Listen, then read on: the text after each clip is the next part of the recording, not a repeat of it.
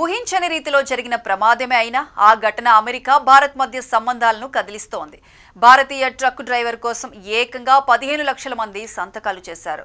క్షమించండి హర్జిందర్ సింగ్ ను అన్న నినాదం అమెరికాలో మార్మోగింది. మానవత్వం ప్రదర్శించమంటూ చేసుకున్న విన్నపానికి లక్షలాది మంది ప్రజలు మద్దతు ఇవ్వటం అందరినీ ఆశ్చర్యానికి గురిచేసింది. అమెరికాలో పెద్ద దుమారం రేపింది. ఈ నెల 12వ తేదీ ఫ్లోరిడాలోని పియర్స్ ప్రాంతం ఓ ట్రక్కు మినీ వ్యాన్ ను ఢీకొట్టింది. ఇక ఈ ప్రమాదంలో మినీ వ్యాన్ బాగా దెబ్బతింది. అందులో ప్రయాణిస్తున్న 3 అమెరికన్ పౌరులు అక్కడికక్కడే ప్రాణాలు కోల్పోయారు.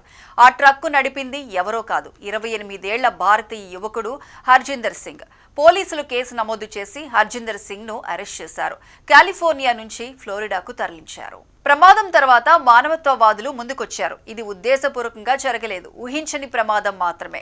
అందుకు హర్జిందర్ సింగ్ కు మానవత్వంతో క్షమాభిక్ష ప్రసాదించాలన్నారు. ఆన్లైన్ లో పిటిషన్ పెట్టి సంతకాల సేకరణ మొదలుపెట్టారు. ఈ ఆన్లైన్ ఉద్యమానికి అనూహ్య స్పందన లభించింది. ఒకరు కాదు, ఇద్దరు కాదు, దాదాపు 15 లక్షల సంతకాలు దాటిపోయాయి. దీంతో ఈ విషయం సోషల్ మీడియాలో వైరల్ గా మారింది. అమెరికన్లు ఆగ్రహంతో రగిలిపోయారు. 3 అమాయకుల ప్రాణాలు పోయాయి. హర్జిందర్ సింగ్ అక్రమ వలసదారుడు, అతనికి ఎందుకు క్షమాభిక్ష పెట్టాలని ప్రశ్నిస్తున్నారు.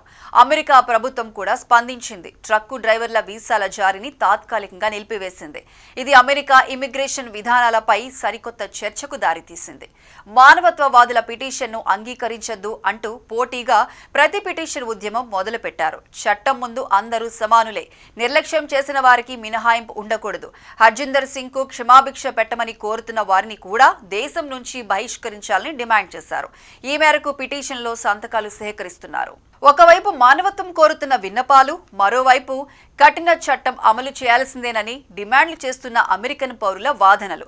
ఇరువైపుల వాదనలు చాలా బలంగా జరుగుతున్నాయి. దీంతో ఈ కేసు ఎలా ముగుస్తుందో, అమెరికాలో ఎలాంటి పరిణామాలకు దారితీస్తుందోనన్న ఉత్కంఠ పెరిగింది.